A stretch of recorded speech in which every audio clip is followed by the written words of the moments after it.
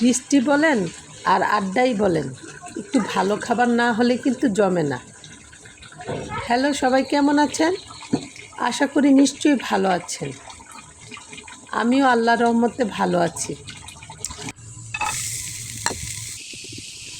বৃষ্টির দিনগুলিতে আমাদের বাসার সবাই মাছের চেয়ে মাংসই প্রেফার করে বেশি। আমি ওদের মনের কথাটা বুঝতে পারি।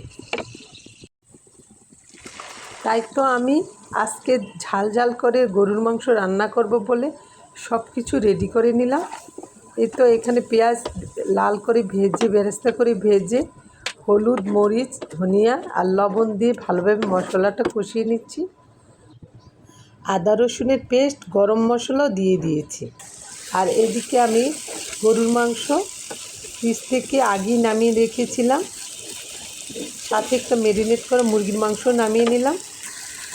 মশলাগুলো নেড়ে চেড়ে ভালোভাবে কষিয়ে নিচ্ছি। আজকে আমি একটু ঝাল ঝাল করেই গরুর মাংসটা রেঁধে নিব।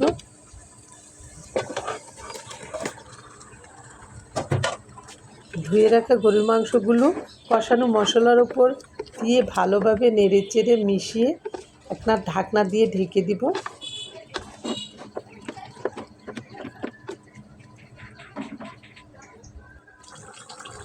কয়েকদিন যাবতই বৃষ্টি হচ্ছে অল্প অল্প করে।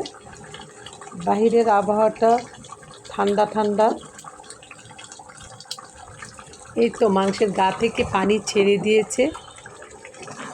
মাংসগুলিকে নেড়ে চেড়ে মিশিয়ে একটা ঢাকনা দিয়ে ঢেকে দিব। তারপর চুলার আঁচটা একটু কমিয়ে দিব।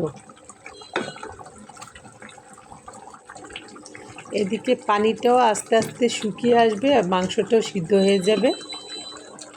মশলাগুলো গায়ে গায়ে লেগে গেলে পরিমাণ মতো ঝোল দিয়ে দিব।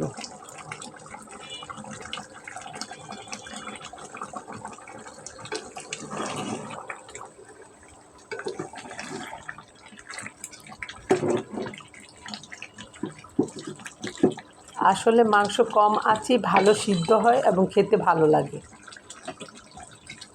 মশলাটা মাংসের ভিতরে ভালোভাবে ঢুকে পানিটা টেনে আসলে আমি ভাজা জিরার গুঁড়ো দিয়ে দেব।